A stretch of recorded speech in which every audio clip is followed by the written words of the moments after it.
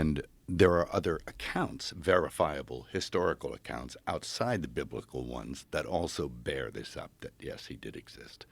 And the other aspect of that is that all the evangelists, the apostles who went out there, every single one of those guys died rather than deny their belief. And nobody dies for a lie. Nobody. Right. So that's part of what I'm doing. It's like showing nobody dies for a lie.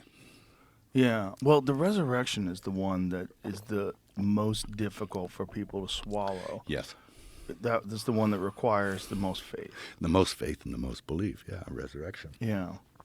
Who gets back up 3 days later after he gets murdered in public? Who gets back up under his own power? Buddha didn't do that shit. Right. So. You believe that was a real event? Yeah, I do. Yeah. What brought you to that belief? Is this something that you've always had, or is it something you studied it and you've come to this conclusion because of the historical accounts? And yes, I think as a child, one accepts things on faith because you're raised by people who are nice to you and they believe it. And my dad was a pretty smart guy. He was like Mensa smart, like real smart.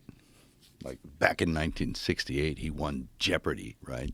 And then really, and then they brought all the Jeopardy winners back, and he played all the winners, and he beat all of them too. So he had a mind like a steel trap, and his memory was practically photographic. My memory is pornographic, but it's like his was like, I don't have that kind of mind. Right.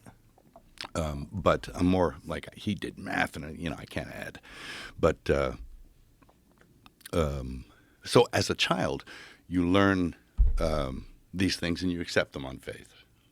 And I still have that faith, but as I got older, I came to it through intellect and through reading and putting things together in accounts, and then occurrences like in my own life. I mean, just recently they verified the Shroud of Turin. Have you seen that? I've been reading about it, and I know that there's some contention, there's some discussion and debate about it, but they used to think that it was only a couple hundred years old. Yeah. And now they've changed that. Yeah, they said no, it's back then. They also don't understand how it was made, which to me is very fascinating because it's not paint.